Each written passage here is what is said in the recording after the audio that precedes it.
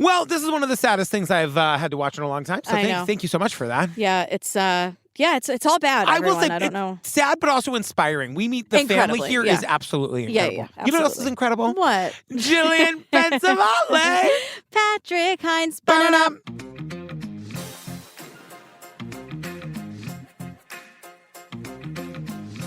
Hi, Jillian Bensavale. Hello, Patrick Hines. Oh, fam. If you want more Jillian and me, hey, join us over there on their Patreon. You just sounded like a radio DJ from the 60s.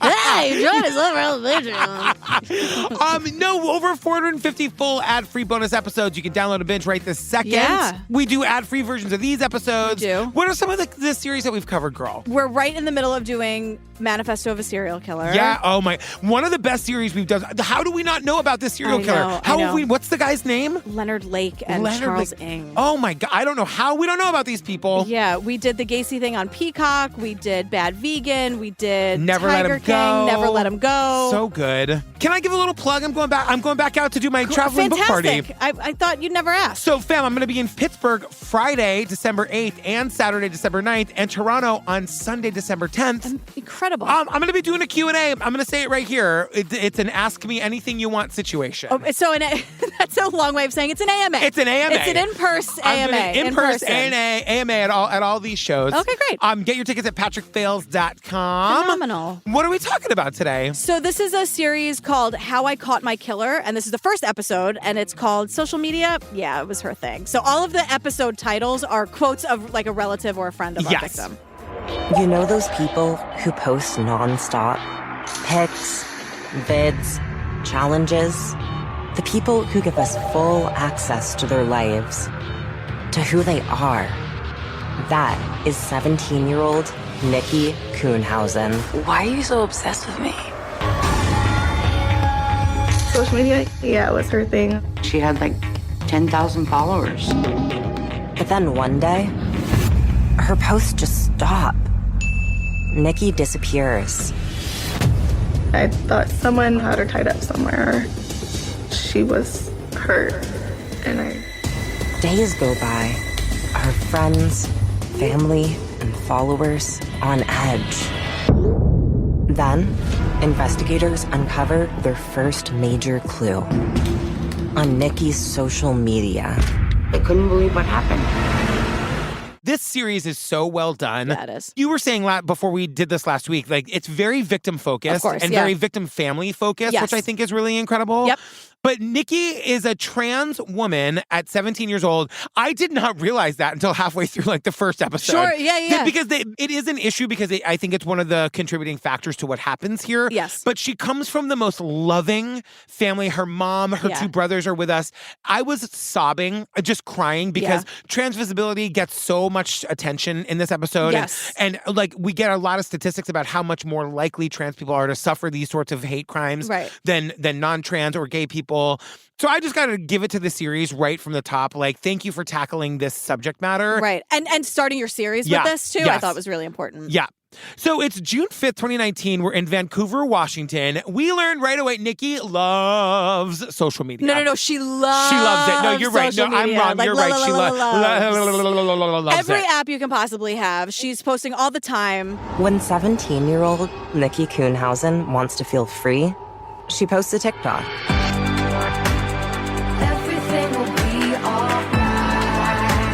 Feel beautiful? She uploads a selfie on Instagram. Everything will be just fine. Lonely? Hits up the BFF on Snapchat. She's on every trend, and she nails every trend. She also just, this has happened to me throughout my life. It happened when I met you. There are some women that I meet that I just immediately feel a warmth for. Oh, that's nice. And she is one of those people, she's just why are you so obsessed with Yeah, it? she's lip syncing all the trends. She's doing all of it. And she's so beautiful. And she's just her personality is just radiating. She becomes a social media star. She has tens of thousands of followers or whatever. Yeah. And she's 17 17 years old in 2019, like the height of social media, and like TikTok was just taking off, you know? She's like documenting her journey as a trans person, and people, you know, they get more into it towards the end, but like people really want to follow her journey. It's pretty incredible. She's very magnetic for sure. Yes. So when someone who's very magnetic like that and people love watching and their whole life, I mean, really her whole life was on the internet with every app, no matter what it was. When someone like that stops posting, it gets noticed right away. And Nikki stopped posting. She just stopped. She didn't say, like, she's the type of person that would be like, okay, I'm going to be like, I have an appointment. I won't see you for an hour, everyone. Right. I mean, like everyone knew her every move. So when she just sort of stopped for a day or two, that was a big deal. I want to just say too, the people who are like great at social media and love it are very lucky people. Yes. You know what I mean? Yes. They're very, that's all. I just wanted to throw that out there. Because you're saying sometimes it feels like a chore. What? Well, that's why we have Aaron, who is like, follow Aaron Downs on TikTok, on Instagram. He's so good at it. He does our social media too, and he loves it. He's good at it, and he loves it. That's right. And Megan, and his wife Megan too. Oh my God. His wife Megan. His wife, That's the first time I said that they got married. Oh, congratulations, Fun, kids. Cute. So the first person to notice that Nikki's gone dark on social media is her mother, Lisa. Yeah, and because Nikki's also gone dark in real life. Yes, you know. Yes, and Lisa tells us that. So at 8:34 on June 5th, Nikki called me. She told me she was at my friend's house. Called her at 11 because I always called her at 11. She texted me back, "I love you, mommy." I said, "Honey, I have to be at work at 2." And she texts back, "I love you, mommy." Because Nikki doesn't answer. Yeah. So Lisa, the mom, calls the like 11 p.m. check-in that they always do. And instead of answering the phone, whatever, Nikki just texts back, "I love you, mommy." And then the mom says, "I have to be at work at 2. Does the mom go to work at 2 a.m.? Yeah, we don't know what she does, but holy shit. Whatever she does, she's fucking good at it. Yeah. Lisa is the baddest ass woman of them all. We're going to meet many of those too. Like she's a single mom to Nikki and the 2 sons. And she, like, you know, Nikki basically comes out as trans at 2 years old when she's like just like putting on her mom's high heels and makeup. And I feel like I just feel like the mother was not going to not have it be accepted in her fucking house. Yes. You know what I mean? I wouldn't go against Lisa. I would not fuck with Lisa. Not. Absolutely not. So Lisa responds when she says, I have to be at work at 2. And her message goes unread. So she thinks this is very, very, very weird, especially for someone who's always on their phone. Yes. For them, I feel like Nikki is not like you. Nikki doesn't have 800 texts unread. Yes. She's not like that. She's responding to everyone. She's just in constant contact with people that she knows and her friends all the time. Is there anything else you want to get off your chest? You had that one in the chamber. No, it related to the topic at hand. She's not like you. And it's the truth. I know it is the truth. 200,000 unread emails. I read them all. I just don't know how to clear it so it looks like they're read. Do you know what I mean? Then you're lying. Because if you read them, then they would be unread. The point is, Nikki doesn't do that. Nikki, I don't think Nikki has 500 unread texts. No. And so for her mom to say that this is weird that she was left unread. Yeah. And she calls her and she like leaves her a voicemail saying, "I need to talk to you." And there's no answer. Yeah. So it's very like, it's a little bit like what is going on here. Yeah. Now we meet Nikki's older brother, Conrad, who, I don't know, I just like him. Yeah. I just like him right away. He tells us her not replying to our mom would never happen. Never. And she would always reply to her. I was just getting voicemail after voicemail after voicemail.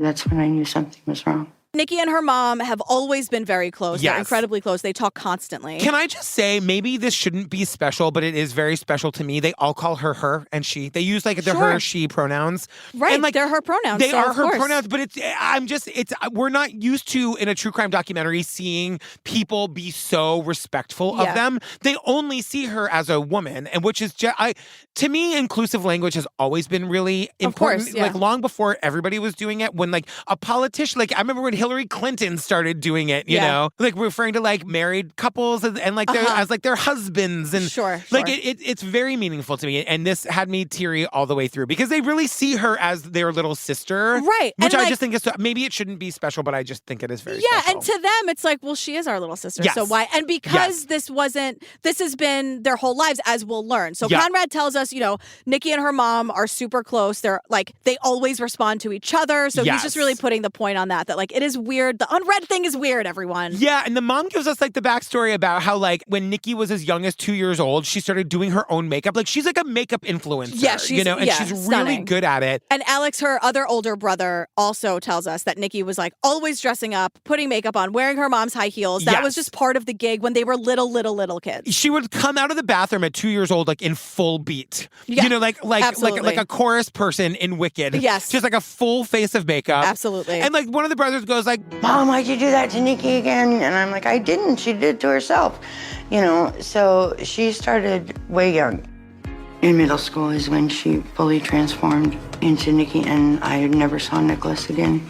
Nicholas walked into the bathroom and Nikki walked out and she never saw Nicholas again. Yeah, she said by middle school, she fully transformed into Nikki. So at the same time, though, Nikki was kind of on her own with this because Nikki didn't grow up knowing any gay, queer, or trans people, which is what her mother's telling us. But she just like threw herself into that whole scene. Even if the scene was just Nikki, that was going to be the scene. But it was like, you know, thank God, this is where social media can be such a lifesaver because it was a lifeline for her to find community. But also, like, they'll say at the end of this thing that, like, Nikki was at the same time, she made other people be brave in their own transness or queerness or whatever. Yeah. But, like, I just love that Nikki is surrounded by people. Like, I cannot tell you out there and how many parents I've met on the road who are like, you know, talking about like their young gay kid and how much they love them and accept them. And not that we did anything to make, but they just want to share that story with me. I cannot tell you parents how much you are saving your kid when you just accept them for whatever they are. Right. You know what I mean? Because Lisa says like something, she articulates this so perfectly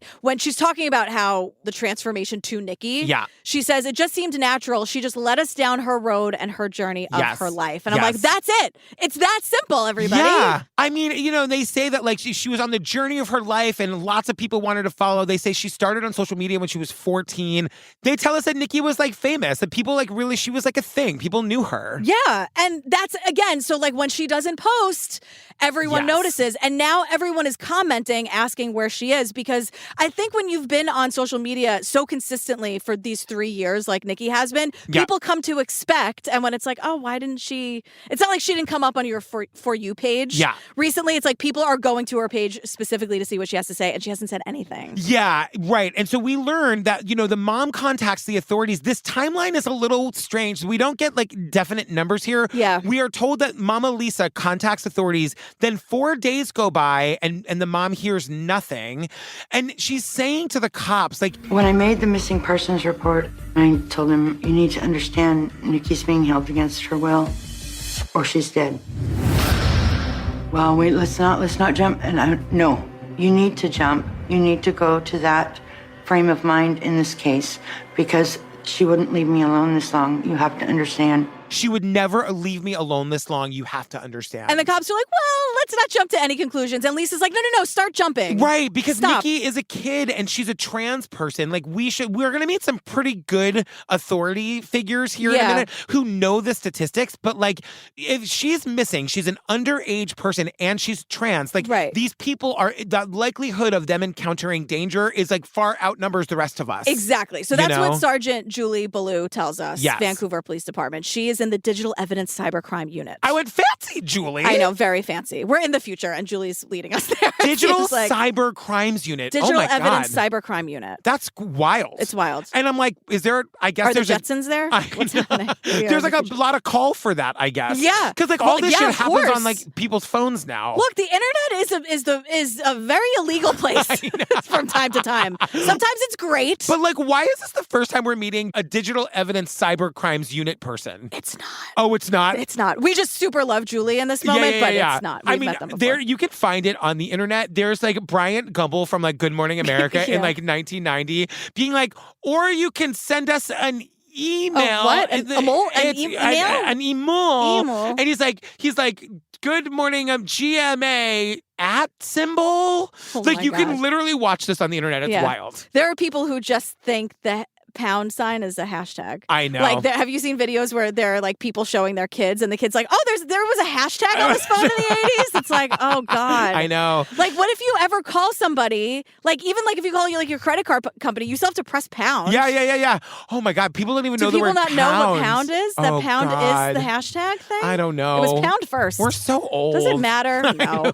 But here's what does matter though, because Sergeant Julie tells us exactly what you were saying. Like, I knew that she was a transgender teen, and it's not uncommon for transgender youth and or LGBTQ youth in general to go missing or to run away. Oftentimes, though, it's because they don't have a supportive family at home.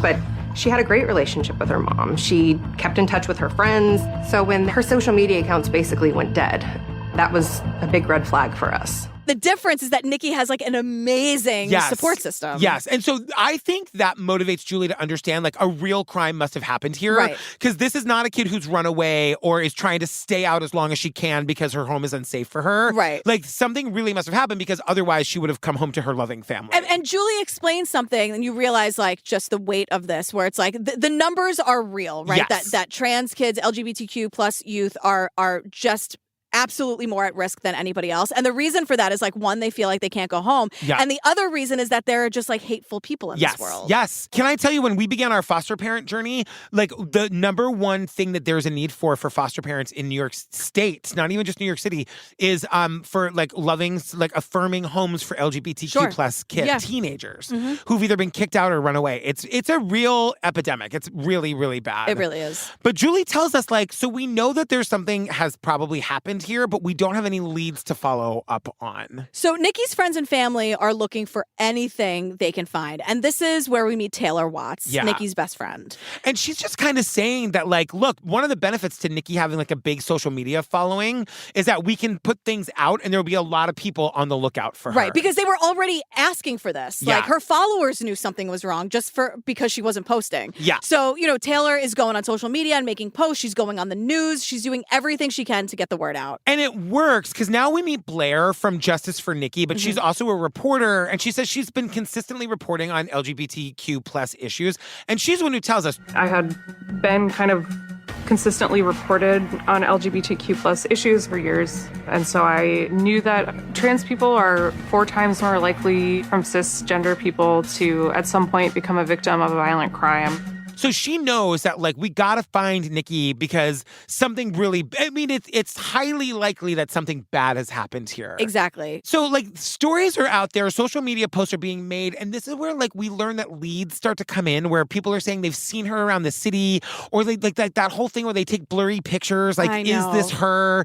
And I don't know, like, all those leads go nowhere, but they make me so fucking, that's the downside to social media. Exactly. That anybody can post anything. Right, and speculate wildly and just sort of... I just put myself in the position of like, oh my God, like if I saw a blurry photo of Daisy, you know what I mean? It's just like so heartbreaking. And it's heartbreaking because of course, like you want it to be her. Yeah. So when you put those pictures out there when it has nothing to do with her, it just derails the case completely. You're trying to help or you're trying to like put yourself into the narrative. Like I hate that. Yeah. But it always happens.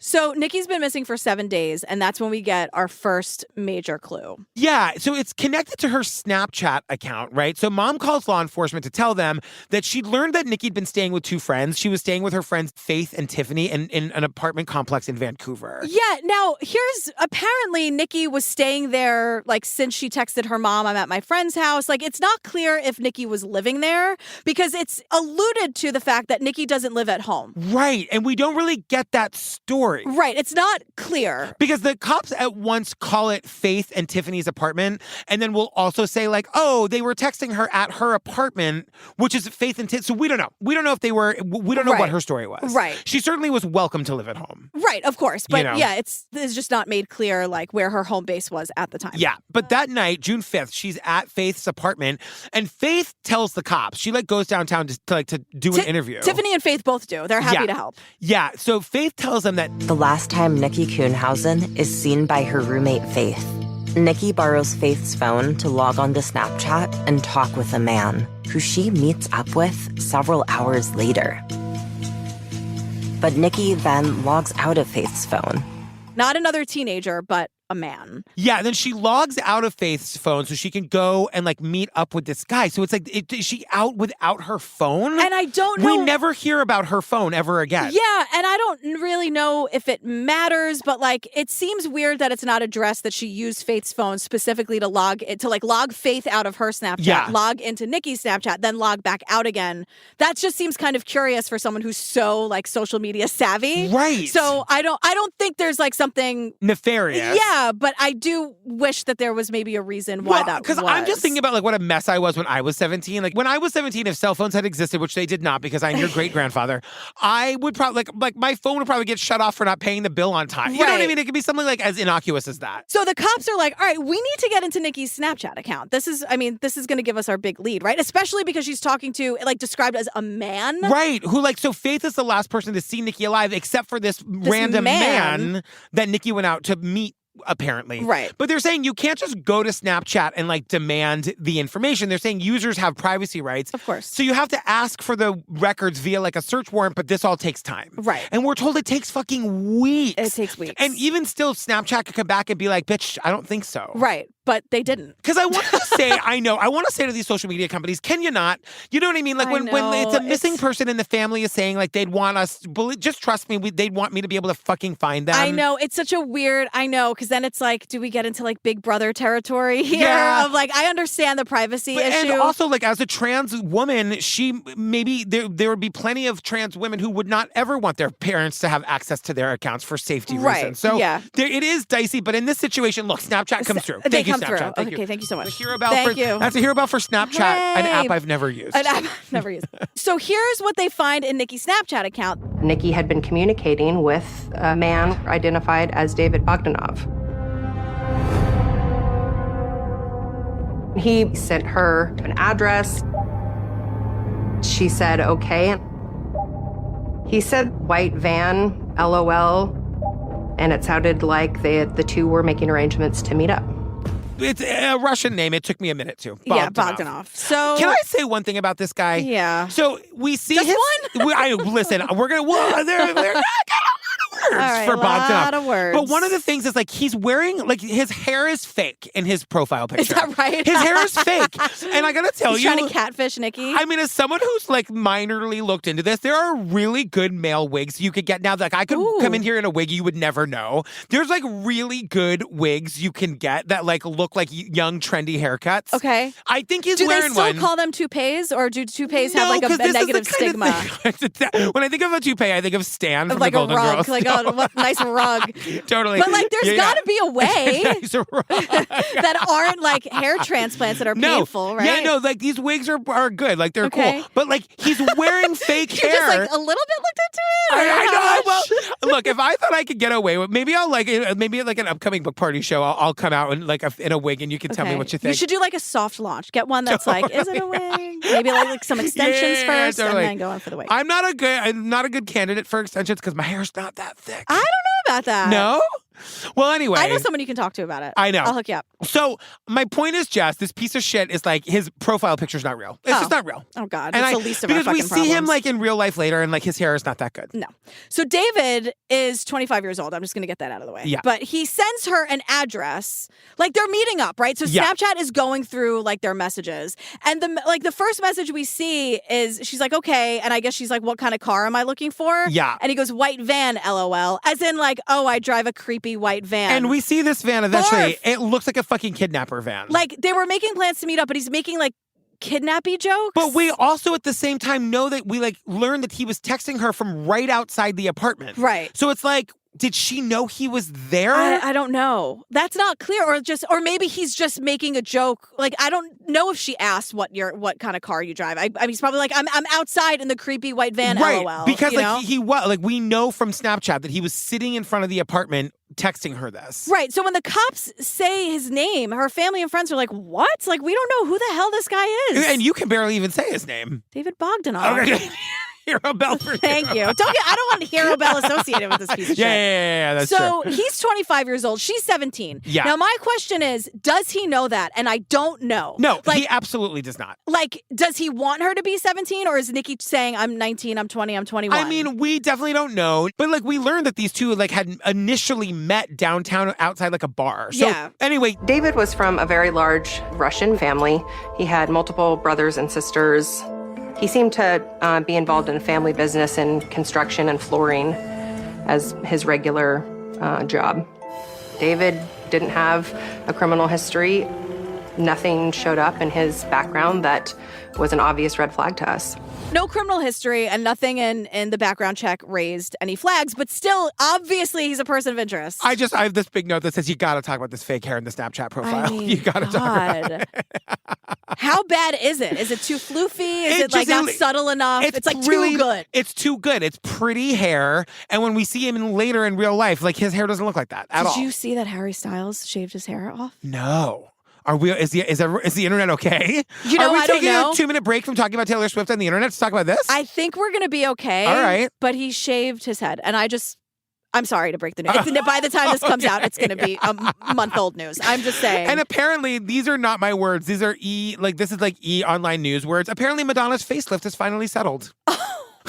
Come on, I know. E. I was like, what? Do better, I know. E. Look, Harry Styles shaved his head, and Madonna's facelift is settled. Like, so, what are we even doing here? I don't know. I don't know. Oh, God. So obviously this piece of shit is a person of interest, right? Yeah. So they're calling him, they're texting him, they're leaving business cards at his house. He's not responding. But they do track down his brother, Artur. I know. I'm just laughing because of the way that you said it, because he's got another brother whose name is Stan. Right. Which is, again, we're back to the toupee. But they go to see brother Artur. Right. And they're like, brother Artur is he's not good at lying. Well, he said that David was out backpacking and he wasn't there and wasn't quite sure how to get a hold of him or when he was going to return. Oh, my brother, the outdoorsman, David, he's out backpacking right now. He's like, I don't know how long he's been backpacking, and I don't know when he'll be done backpacking. All I know is that David isn't here, but I do know that he's 100% definitely backpacking. So then they call Stan. Yeah. And Stan is hey, shaking Dorothy, it's like me, Stan. like it's not a fucking phone call. They talk to the other brother, Stan. Stan is shaking like a leaf. They have a reenactment actor playing Stan. You could like teeth chattering, like what? The minute they say backpacking, he's like, what backpacking? We don't have backpacking in Russia. Like, we've never done that. No. Stan has a really bad poker face. Yes. He knows something bad happened. He cannot play it cool at all. And I love just that like, oh, fuck. Artur didn't even bother to call Stan and be like, hey, if the police come to see you, I told them that our piece of shit brother was out backpacking. I know it sounds crazy. Well, they probably got them and separated them. And Stan didn't know to be like, to answer every question with a question, I guess, until he got some kind of answer he felt comfortable expanding on. Hello, Dorothy, it's me, Stan. He says it every time. Like he's standing when at the door. When he opens the door, I know. Hello, Dorothy, it's me, Stan. It's a very subtle, underrated joke because he's so annoying. Like, we know. I know. Stop reminding us of the thing that is so annoying standing in front of us. Not only are you here, but you're like announcing yourself. I know. We get it. You're here, Stan. The worst. Oh my God, I'm obsessed. So Julie says, like, given how nervous brother Stan was and the conflicting stories from the two idiots, that it's possible they think that maybe one of the brothers was involved, or at the very least maybe knows more about what happened. Right, but time... These idiots. Dummies. But time is going by. Yeah. No one's getting information. David, the main person of interest, is not responding. So Sergeant Julie decides to Snapchat him. Can I just say one thing before this? Yeah. They do say, like, he's not responding. It is possible that something happened to him that night, too. Oh, on his backpacking excursion? But like, you're going to believe that? No. Okay. I don't believe it, but I can understand why the cops would be like, well, I don't know, she's missing and he's missing, and they were the last people to see each other. So then the brothers did it? Then maybe the brothers did it. Oh, God. Arturo or whatever. Artur. It's Arthur, right? Oh, God. Yeah, exactly. It's obviously Arthur. And Stan. Hey, Jillian, it's me, Stan. It is infuriating. I want him to call in right now and literally go, hey, Jillian, it's me, Stan. We know. So Sergeant Julie Snapchats David, and I'm like, is this real? Because we see a screenshot that's D _Jensen, Detective Jensen. Yeah. Saying, we need to speak to you. And I'm like, I'm sorry, no one is going to respond to this ominous message. I know. Like, the cops are looking for you via Snapchat. And oh, my God. David doesn't. He leaves them on red, as the kids say. They Snapchat him again on September 12th, a week later. But this time, he responds the next day. And David responds. Yes. With bullshit once again. But he says, I've been having trouble with my phone. I just got your message. Yeah. I was out backpacking. You probably don't know anything about that. I'm an avid backpacker. I only talk to my brother Artur about it. Stan knows nothing about it. Don't tell Stan about the backpacking and I will come and talk to you. It's my secret backpacking. Yeah. I just need a minute to myself after all the flooring stress. Stan is a nervous wreck about everything. It's not just about murder. He's a nervous wreck about everything, just and so you know. And he's nervous that I'm going to get hurt, so we keep it from Stan, but it's my self-care. It's my wellness journey. He also has this weird thing whenever he sees you, he introduces himself to you in person. He's like, hey, Detective Julie, it's me, Stan. And don't mention the hair. Just say it looks great. Yeah. It looks awesome. He's still wearing like very outdated, even for the 80s, like flared pants. 100%. We're talking about a different Stan entirely. So that's bullshit, right? Oh, I'm just but why answer the cops at all? Well, I think he knows he has to. Like, I honestly do think. Can you just show up to this guy's house? Well, I think that he might have got, like, remember Brian Laundrie, like, ran into the woods to evade the cops? Like, I think this guy might have done the same thing. I was not expecting to be hit with that name I know. Today. I'm sorry. Bad enough. I know. God.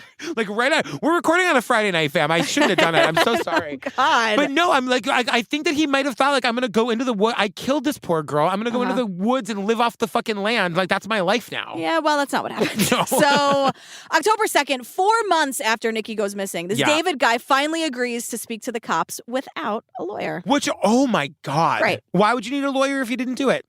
It's a trick question. You need a lawyer. You need a lawyer no matter what. The other day, this day, I came home from the gym. I couldn't find Steve. Steve was sitting with a lawyer. Nobody wasn't there. And I was like, if I can't find him in the next 20 minutes, I'm calling a lawyer before I call the cops. You know what I mean? Well, they're going to think I did it.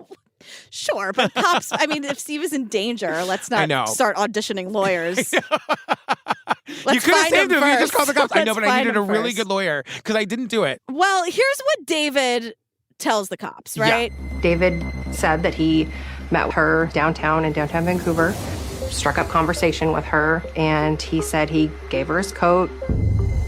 They parted ways. She later reached out to him on Snapchat, and the two made arrangements to meet up.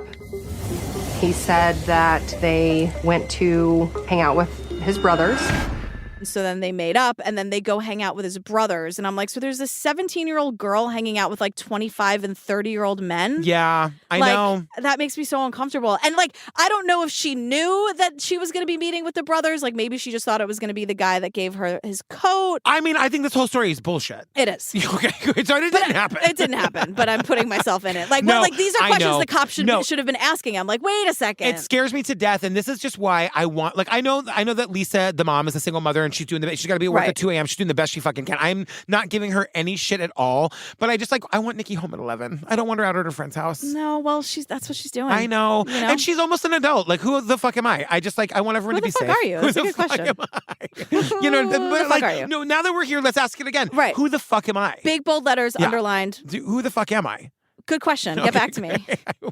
So, but this is also very important. Like, this is a provable lie because both David's brothers denied seeing David and or Nikki that night. Could they be lying now? Yeah. Sure. Yeah. But I don't like David. No. So, same. Now we meet Kristen, the prosecutor. Yeah, she's kind of great. This is where things go very bad for David. Yes, exactly. So she tells us that in that interview, the DA tells us that in David's interview with the cops, he told the cops. She mentioned that she was trans, and he immediately told her to get out of the car. It's even disturbing when I'm around a gay person or somebody bi. I just got disgusted and I asked her to just get out. For me, it's just very disturbing and disgusting when people are like this. we hear this from time to time. In the Matthew Shepard thing, it was the same thing. Yeah. Where like these homophobic, transphobic people just talking like, oh, we're all homophobes here. Like you understand like how disgusting trans and gay and bi people are. Yeah, and he's saying it, and I'm like, did he just say bi? I know. This is the fucking bi visibility we're getting today. Amazing. I know. But he thinks gay people, bi people are disgusting. He says it's disturbing and disgusting when people are like this. It's so upsetting to hear people say things like that without even knowing they should whisper it or something. You know what I mean? Right. That they should at least pretend to feel ashamed to feel that way. Well, he's already trying to plant the seeds of his defense. Yes. That's what he's doing here. Yes. By saying like, don't you agree? Trans people are disgusting. And the cops are like, this is all being recorded. Right. It's all being recorded. Right. And so he says, like, she told me she was trans. I made her get out of the car and like yelled at her, said she was disgusting and disturbing. Violently pushed her out of the car and then like went on to my brother's job site. And like went to do some construction for a while. Yeah. Now, David is a piece of shit. There's no question. Yeah. But the investigators are a little stuck because they're like, he's homophobic and transphobic. But right now, we don't have any evidence linking him to anything. They literally say, without a body, there's nothing we can do. We got to change that. We need to fucking change that. I know. You know? Yeah. But they're like, we don't even know where Nikki is. Right. Like, we don't even know that she's dead. What happened to her. Yeah. And so like David gets to walk away from that interview, but the cops are like, God damn it. Like, we got to figure something out. So there's no movement in the case until December 7th, 2019. And this is 6 months after Nikki went missing. A hiker discovered a skull near a logging road on Larch Mountain. This man was out in the boonies collecting fair grass. And while he was foraging in the forest, he came across what he believed to be human remains. I don't know what fairgrass is, but they describe him as foraging. He's going in, like, he's picking herbs from, like, the forest to eat. Okay, great. Which I think is pretty fucking cool. Yeah. I Googled, in quotes, collecting fairgrass, found nothing. And then when I just Googled fairgrass, it was like fake grass. And I'm like, no, the way they're talking about this guy, it seems like he's doing something like that's really good for the earth, I guess. Yeah. I was listening to a podcast about this lady who, like, goes foraging in her, like, the woods in her town. Okay, great. And she, like, picks mushrooms and stuff. Really? And that you careful can with eat. that. Yeah, you gotta be real careful. But, like, she knows real fun or real bad. Or delicious. Yeah, or delicious. Or a combination of all of It's a nice meaty substitute. This poor son of a bitch, like, is out there just, like, foraging for mushrooms and fairgrass or whatever and stumbles upon a human skull. I know. That is so scary. It is very scary. To, like, come across, like, human remains in the middle of the wood, you're by yourself, like, that is absolutely fucking terrifying. It's terrifying. It's absolutely terrifying. And of course, like, this person is deep in the woods. All I can think about is, like, how did Nikki get there? Like, how did they, you know what I mean? Like, what was the journey? Oh, it's so awful. Because, so he finds these human remains. They're mostly bones because, again, it's been 6 months since Nikki went missing. And so it made it very hard for investigators to figure out what happened. But they did find things that really helped them identify Nikki, like her jewelry, her clothing, this yellow jacket that she always wore. Very distinctive in to her social media, her extensions. Her hair extensions, yeah. And so, like, everyone is just devastated. Because, once again, it's that moment where it's like, you're hoping for it for closure, but no one's hoping for this. Yeah, of course. This real complicated bunch of feelings. But then they say a forensic examination of the remains confirms it is Nikki. Right. And, like, we get this, like, this is why this series is good, because it is very victim and family focused. But, like, to be sitting with Mama Lisa as she's telling us, like, what it was like to get that news, and she just keeps saying, like, I just wish it didn't have to be my baby. She's done a lot, she's gonna do a lot, but why did it have to be my baby? Why did it have to be my baby? She says she was so alive, she was going to do so much. And, like, it's not just Nikki's family and friends who knew her. The people that she inspired and people who followed her online, they come together. And the queer community, the gay community, and allies come together. And someone says they were so inspired to act. Well, we meet Lyndon Wells from the Justice for Nikki Task Force, and they're saying that, like, the goal of the task force was to make sure that Nikki's story is heard. So we're lucky in the sense that Nikki comes from a very supportive family who was also going to make sure that Nikki's story was heard. But unfortunately, a lot of these stories get buried because the authorities don't care. They think it's icky, or there's not, like, the public pressure to solve these cases because nobody gives a shit. The families don't care. The families don't want people to know that their kid was what, you know. But that's why these task forces. It's not surgeons general. Right, it's task forces. Task forces. But that's why these have to exist, because we need, if, like, just in case the family or the community or the authorities aren't going to make sure that people know about these horrible murders, these task task forces do it. Sorry, I don't know. I cannot say it. But I just think these people are amazing. We meet so many of these activists. They care so fucking much. They're working really hard to get media coverage. There's a huge vigil at a local church, which I thought was amazing that the church was hosting the vigil. Like a huge celebration of life. Yeah. The place is packed. It's overflowing. But this was on March 1st, 2020, like right before the entire world changed with the pandemic. March 1st, wow. 2020. Oh my God. You know? I just wanted to say that Nikki's brother Conrad is saying, Nikki always thought she was alone. And then when she passed away, seeing all those people was like, wow, she actually had all these people. The outpouring of love was incredible. all of these strangers showed up for her. Like, he just says, like, I wish she had known she had all of these people. That's sad that he said that, because again, like, what trans people can be going through. She has this super supportive family. She has this really supportive and like vibrant social media following. But for her own brother to say like she still felt really lonely. I know. You know? I know. But here's the thing. We have to figure out what happened to Nikki. You know, like while this activism is going on and while all of this visibility is happening, we still need to get to the bottom of what happened to her. Yeah. Detective Julie tells us one of the main pieces of evidence is this long phone charging cord that was found with Nikki's remains. I knew she always had a charger on her. Yeah. I knew it. Well, it was tied in a knot, and within the knot, there are tiny bone fragments and hair. Yeah. And pieces of her, like, extensions. And so the medical examiner makes a ruling that Nikki had died of homicidal violence, and the likely method was strangulation. Right. And probably with this phone charging cord. Yeah.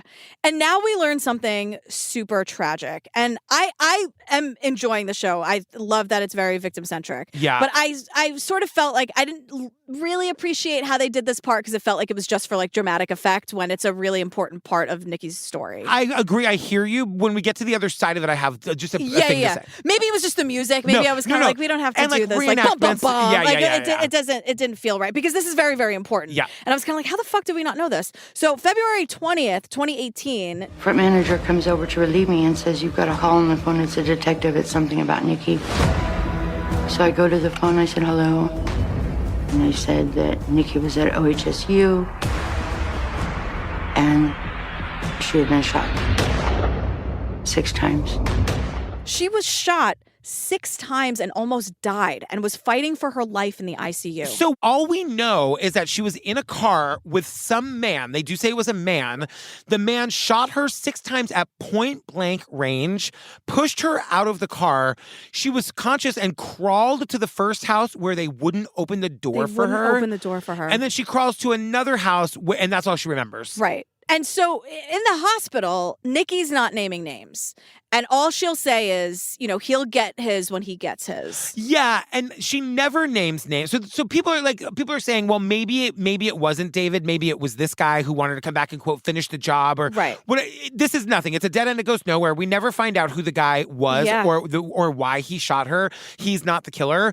But like, I think one of the reasons to include this is they have to. Of course, and I think it's very valuable to show what Nikki's life has been. Well, because I just wanted to say that, like, this again, like, for a trans woman to go through she ends up getting murdered the second time. How many times have either one of us been in a single life-threatening situation? She's been in 2. Yeah. Like, it really does drive home how at risk this community is. Right.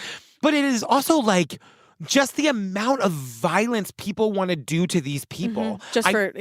For existing. Yeah. Yeah. And like, how did she end up in that car? What was she doing there? Yeah. Why was she there? Like, I don't know. It's very scary, and it is like an important piece to the puzzle, but this guy's not the killer. Yeah, and so and because just like she doesn't name the person and she doesn't press charges, and so the police are forced to close the case, and they were kind of asking her why, and I'm like, I don't know, maybe she just didn't want to be on trial for being trans. Yeah. You know, maybe she just didn't want to, she wanted to try to move on with her life the best she could. Like, I get it. I mean, any number of reasons, right? But I also think that, like, if it were you, if you showed up at a hospital having been shot 6 times, and you weren't naming names, I feel like they would still try to solve the case.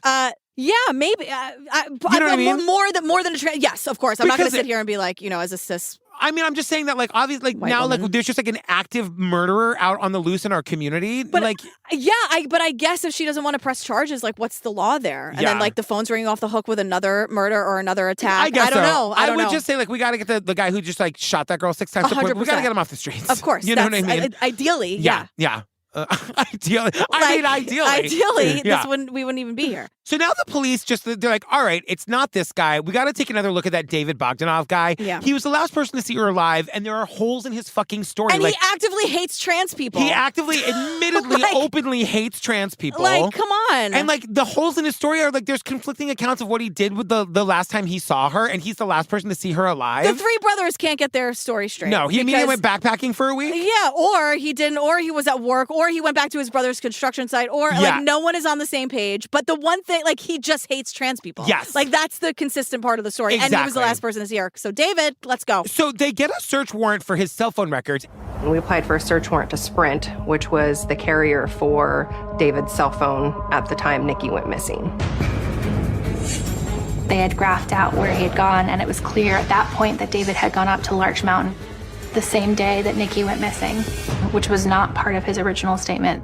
This piece of shit, David Bogdanov, cell phone records put him right there at Larch Mountain where the remains were found. He failed to mention that, unless we think the backpacking was mentioning that. But like, no one can agree on the backpacking. No, so like, give me a break. But it's still, he was up there. Great. If you were backpacking, you backpacked up to the place where we found Nikki's remains. Exactly. So right. So they haul David back in for questioning. And confront him with cold, hard data. I was like, that's weird writing. Basically, they ask him about being at the mountain. Right. Sprint says, your phone company says you're at the mountain. What's going on? My favorite part is this guy, Officer Jensen, literally says, he goes, is there anything, before we like dive into why you're here, is there anything you want to amend in your story? And he goes, maybe I got gas. No. And this is where Detective Jensen is like, look, when we first talked, I didn't have the benefit of having your cell phone records. You can feel the tension in the room changing. And he says, you didn't just go to work, and they are just staring at each other. And he's like, we're looking at this interrogation room footage. Yeah. And it's like the two of them just making eye contact, and it says fast forward. Because they ask him about the mountain. Yeah. And David goes quiet. And they sit and stare at each other for so long that they have to do this like fast forward effect to show how much time has gone by, because they're just sitting there in silence. And like the cop's like, I'm not speaking first. Yep. This is on you, buddy. You didn't just go to work, did you? 2 minutes up to work. Okay. All right. So understand that you're being arrested today for the murder of Nikki Kuhnhausen. David says, I think I need to speak to a lawyer. Yeah, I think so. I would say so. But then Detective Jensen goes, okay, but just so you know, we're arresting you right fucking now. And we're charging you with the murder of Nikki Kuhnhausen. And I mean, he looks surprised. He looks like he can't believe he's being arrested for this. Too bad, buddy. I thought we were all homophobes here. Like, are you kidding me? I know. So now, but everyone is worried that he's going to use the panic defense, the gay panic defense, the trans panic defense. So we learned about this before. So the gay panic defense, just as a reminder, we learned about this in the Matthew Shepard episode. The gay panic defense says that I was in a mental state where I can't be held accountable because I was in such blind rage by finding out that someone I was in a sexual encounter with was trans or gay. And that is so counter to my morals and existence that you can't hold me accountable for what I did to that person. So like I snapped because of this gay panic or trans panic, and I committed this act of violence. And now Eric Marcus from the Matthew Shepard doc and from the blurb on the back of my book said, he told us, I know. Do you want to pick that name up over there? I love him so much. He's great. I love Eric Marcus. Can you still pick up his name? Yeah, I'm going to pick up his name on the way out. He told us in the Matthew Shepard doc that people who actually use this defense are 33% of the time get a lighter sentence. Like 33% of the time it actually fucking works. And Lisa, remember Nikki's mom, Lisa? Yeah. She's just like, I'm sorry, hold on a second. So you're saying that my daughter isn't worth as much as other people because she's trans? Mama Lisa, she's saying... I couldn't even believe there was such a law that differentiated between my child and your child. My child's life was worth less because she was transgender. Why doesn't her child deserve the same justice? Exactly. And the answer is that's not true. Like morally, that should not be true. It just doesn't. I mean, just even in talking it out, it doesn't make any sense. Crazy. The it's idea so that like somebody's existence as a gay or trans person, just you learning that about them makes it okay for you to murder them. Can we? No. What the fuck is going on? That is insane. That makes zero sense. So it's August 2021, and David's trial is starting. Yeah, and he kind of does do like his version of the gay trans panic defense. Right. Because he says that it was self-defense. He was terrified for his life. Right. So like his story is that... And this is the first time he's mentioning self-defense or feeling terrified in any Exactly. Everything you're about to hear is being told to them for the very first time at trial. He didn't mention it to the cops. He didn't mention it to anybody at any time ever before this is the first time we're all hearing about it. What happened was they had a sexual encounter where like she gave him a blowjob. Then he reached into her pants and discovered that she was trans. I freak out and said she's a disgusting piece of crap. I shove her kind of hard. I turn and push her back to her driver's seat, and I keep telling her to just get the fuck out of my car. At that time, she just jumps up and goes towards the center console, towards my gun. She then jumped up to the front seat and like started to go to the center console where he keeps a gun. Right. So he was saying, oh my God, she's going to get my gun. She's going to kill me. He sees this long cell phone cord, charging cord that is already pre-tied in the knot. And he says he like threw it over from the back seat. He throws it over the front seat to restrain her. And somehow it slipped up to her neck. And that's how he ended up killing her by accident. Right. Now, all of that bullshit aside, the lawyers are like, I'm sorry, what gun? Right. This is the first time we're hearing that you had a gun in the car? And now there's a gun. Exactly. Like, really? And then the cell phone cord was just tied. Like, what are you his lawyer is either on our side or the worst lawyer on earth. Exactly. Like, his lawyer set him up. Totally. Remember Alex Jones when his lawyer accidentally leaked all of his stuff to the other side? Yeah. Kind of amazing. Interesting. But like this fucking piece of idiot shit takes the stand to tell the story. Right. And even the judge is here to be like, that's never a good idea. Yeah, but it's a great idea. It's a great idea. When it's David, it's a good idea. Oh my God. I mean, it's just like everyone is hearing all of these stories for the very first time on the stand. Yeah, and also just one other stupid quote from David where he says it's the cord. He was like, I think the pre-tied cell phone charger cord would be a good way to restrain Nikki. Quote, it somehow slipped up her neck. Right. Somehow Just through everything's all happening to David through no fault of his own. It somehow slipped up her neck. Like, what are you talking about? Yeah, I mean, the other thing too is that like they make the point later that, okay, even if the story is true, which it obviously isn't, but even if it was. He did not try to resuscitate or call aid for Nikki. Mr. Bogdanov didn't have great explanations for the steps or lack of steps thereafter that he took after strangling someone into submission. Rather than either trying to resuscitate her, call 911, do anything you can to bring her back because you killed her by accident. The other best option you had was to take her body up to this mountain and ditch it and not tell anybody where the body was. You know what I mean? Right. And also they kind of just throw in, he like called a guy who knows a guy to make the car disappear and get rid of all the evidence. So like, why if it was like... Well, because that whole thing is confusing. And I think I figured out what they're trying to do there because remember he was originally said that he was in that white van. Yeah. And then he moved, like his story now is, oh no, this sexual encounter didn't happen in the van. We moved to a different car. And then after I killed her by accident, and right before I buried her body by accident, I had a guy come and get the car and move and throw the car away. And I think what he's saying is that like... destroy the car. You can't just like throw the car in the trash can. No, but I think what he's saying, like you won't ever find any evidence that my story is true because I had the car destroyed. Right. The point is, he's just a hateful person. Like he killed her because he hates trans people. Right. That's what happened here. Like that's the big, there is no, you know what I mean? Like it's all so simple. Like he's hateful and evil and it's very clear. And guess what? The jury agrees. The jury totally fucking agrees. They don't believe this bullshit. He's a bigot. They find him guilty of murder. David Bogdanov was found guilty of murder in the second degree and malicious harassment. The judge sentenced him to 19 and a half years. That is the maximum that we could have gotten on this case, but it doesn't feel appropriate to the crime.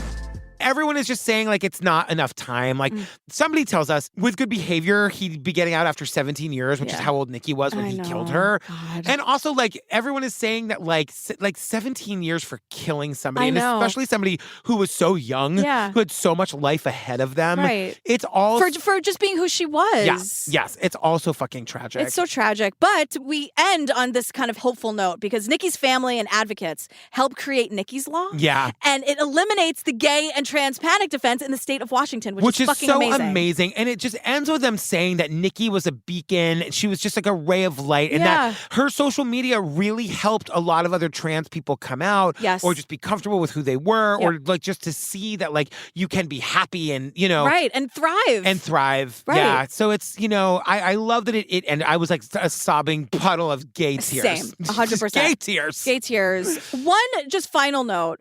This series could totally be called like and how the killer was caught, or like the evidence that caught the killer. Yeah. Instead of another like web of death, how I caught my killer. It's just like here's how we caught the killer. Yeah, because they're trying to say that like because they left clues or whatever, they helped solve their own murders. Yeah, or whatever. It's not the greatest name for a show, but I love how it's victim centric. Yes, and like did a trans episode for episode 1. That's amazing. For episode 1, you know what I mean? Well done, Hulu. Good job. Good job.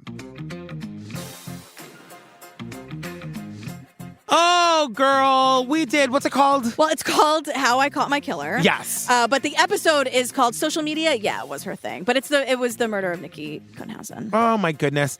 Fam, just a reminder, I'm going back out on the road in December. I'm doing my traveling book party in Phoenix on December 3rd, Pittsburgh Friday, December 8th, and Saturday, December 9th, and Toronto on Sunday, December 10th. You can get tickets at patrickfails.com. I'm doing my show. It's like an hour long. It's like the funny reading from the book, and it's, there's like videos and pictures, and it's all about my high school drama club days. Oh, great. And there's a lot, and then I'm signing all the books and staying afterwards to meet everybody. And what are we doing next? We are doing Murder at Carter County Mines on Discovery Plus. Okay, I don't know anything about this. It's just a lot of family dynamics. We're in Kentucky. Yeah. By the mines, and it's I know, sorry, hot take, right? Sorry, everybody. We'll get into it next week. It's crazy. All right. Well, we love you, fam. Stay tuned for the trailer for that. And again, and our funny and hilarious hot takes. Oh, okay. Hopefully Tom found some. I love you, Tom. I love Tom, you, our Tommy. editor. We'll see you Tommy, later, can everybody. you hear me? Okay, bye. Bye. There's a lot of secrets out here. Violence, rage. This would not happen in my family. My Aunt Sherry had missed work for 2 days. I had not seen Gary in a few days. I was afraid that something domestic had happened. They had maybe gotten in an argument. We had no idea who the victim was. They put a tap on our line. You can almost taste the death in the air. I don't know who you are. What are you doing involved in this? I can't imagine being that cold. You hope that if you find them, they'll be alive. I was his jailhouse girlfriend. Then the bomb dropped.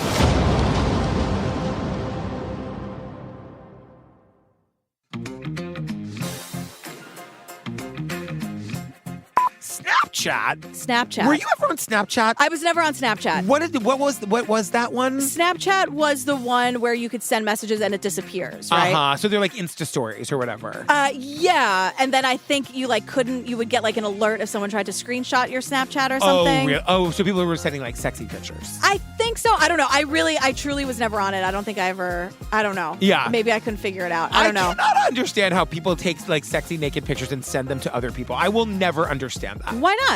Because I would never do it. Okay. Because once you send it out, it's out in the world. It's out in the world. You have no control over where that thing goes. There's got to be a lot of trust there. Or you just have to not give a fuck. But they tell us. Stop talking about it. I know. Oh my God.